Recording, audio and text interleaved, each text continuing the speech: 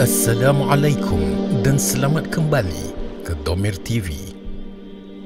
Abdullah ibn Amr ibn Al-Ash radhiyallahu anhum berkata, Rasulullah sallallahu alaihi wasallam telah bersabda yang bermaksud, sesungguhnya orang-orang yang berlaku adil kelak di sisi Allah ditempatkan di atas mimbar dari cahaya, ialah mereka yang adil dalam hukum terhadap keluarga dan apa saja yang diserahkan atau dikuasakan kepada mereka.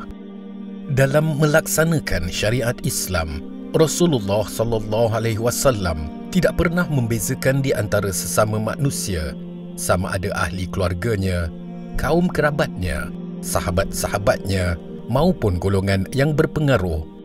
Baginda berlaku adil di setiap masa dan di dalam semua perkara, kerana salah satu bahagian pada takwa adalah untuk menegakkan keadilan. Seperti mana firman Allah dalam surah Al-Ma'idah ayat 8 yang bermaksud, hendaklah kamu berlaku adil, kerana sikap adil itu lebih hampir kepada takwa. Penegakkan keadilan merupakan misi sosial para nabi, dari Nabi Adam alaihissalam hingga Nabi Muhammad sallallahu alaihi wasallam. Al-Quran banyak sekali membincangkan soal keadilan dengan bahasa-bahasa yang keras. Keadilan itu adalah sunatullah, iaitu hukum Allah Subhanahu wa Ta'ala yang menjamin tegaknya sebuah masyarakat. Keadilan juga menjamin kelestarian masyarakat, sedangkan kezaliman adalah jaminan bahawa sesebuah masyarakat itu menuju kehancuran. Pesanan Allah Subhanahu wa Ta'ala kepada Nabi Daud alaihissalam sebagai penguasa adalah menetapkan hukum secara hak dan tidak mengikut hawa nafsu. Keadilan tersebut harus diterapkan ke atas diri, keluarga serta kelompok penyokongnya sebelum terhadap masyarakatnya, baik ke atas mereka yang mendukung pemerintahannya maupun yang tidak menyokong. Firman Allah Subhanahu wa Ta'ala dalam surah Al-Ma'idah ayat 8 yang bermaksud, wahai orang-orang yang beriman, hendaklah kamu semua sentiasa menjadi orang-orang yang menegakkan keadilan kerana Allah, lagi menerangkan kebenaran, dan jangan sekali-kali kebencianmu terhadap sesuatu kaum itu mendorong kamu kepada tidak melakukan keadilan. Kunci keberhasilan reformasi hukum yang dilakukan oleh Khalifah Umar ibn Abdul Aziz adalah keteguhannya yang konsisten dalam menegakkan keadilan dan melaksanakan hukum Islam. Keteguhannya ini dimulakan dari dalam keluarganya sendiri. Dengan pendekatan ini, eksistensi penegakan hukum dapat ditegakkan olehnya secara baik. Bahkan beliau tidak segan-segan turun tangan dalam mencari bukti-bukti agar keputusan hukum yang diambil dan merugikan orang yang tidak bersalah. Disitulah letak keberhasilan Umar ibn Abdul Aziz, sehingga beliau berjaya mengembalikan hak-hak rakyat yang dirampas oleh Bani Umayyah. Beliau melakukannya dengan sistematik sehingga tidak menimbulkan tentangan dari kalangan Bani Umayyah. Tidak hanya sampai di situ, Umar ibn Abdul Aziz hanya mengangkat orang-orang yang beliau yakini kesolehannya dengan mata kepalanya sendiri. Beliau tidak mengangkat seseorang yang terbenam dalam kezaliman atau bekerjasama dengan orang-orang zalim. Umar ibn Abdul Aziz juga tidak ada fanatisme kekerabatan serta kronisme. Sebagaimana diriwayatkan oleh Bukhari bahawa seorang wanita telah mencuri, orang ramai datang kepada Usamah ibn Zaid agar dia meminta Rasulullah sallallahu alaihi wasallam untuk meringankan hukuman. Maka Usamah pun menyampaikan hal itu kepada Nabi.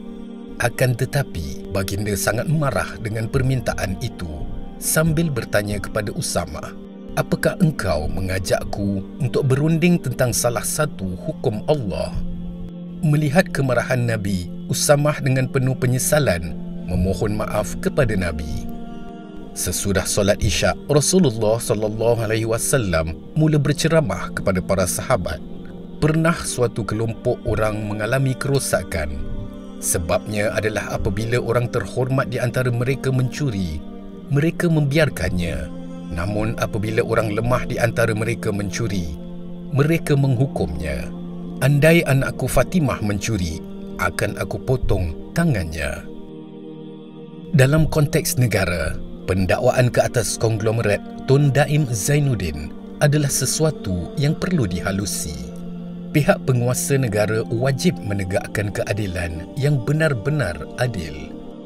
Perlu juga meneliti sama ada pendakwaan ini tidak diwujudkan atas dasar berlawanan dasar politik, sifat kebencian atau lebih jauh lagi untuk membalas dendam.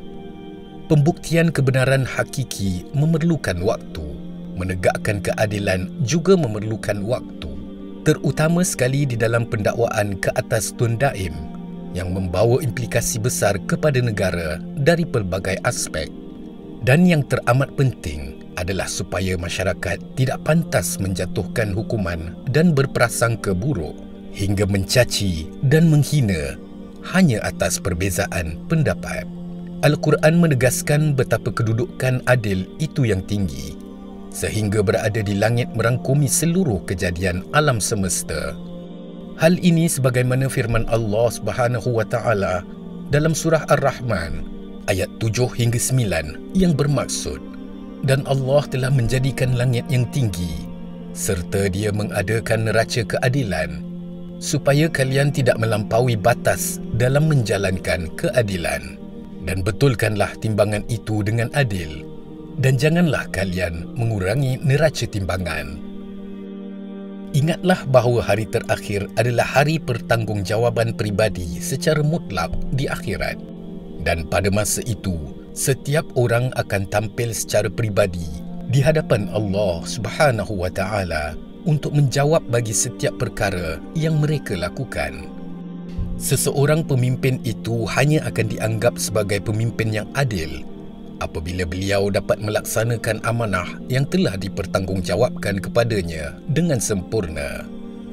Firman Allah Subhanahu wa taala dalam surah Al-Maidah ayat 49, dan hendaklah kamu menjalankan hukum antara mereka dengan apa yang telah diturunkan oleh Allah, dan janganlah engkau menurut kehendak hawa nafsu mereka, dan berjaga-jagalah supaya mereka tidak memesongkanmu daripada sesuatu hukum yang telah diturunkan oleh Allah kepadamu.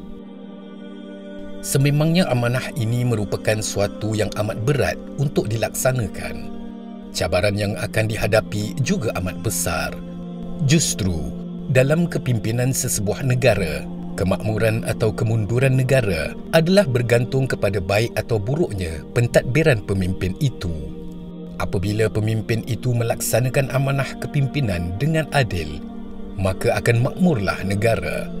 Tetapi sekiranya pemimpin itu tidak melaksanakan amanah tersebut dengan adil, maka akan robohlah negara dan hancurlah umatnya.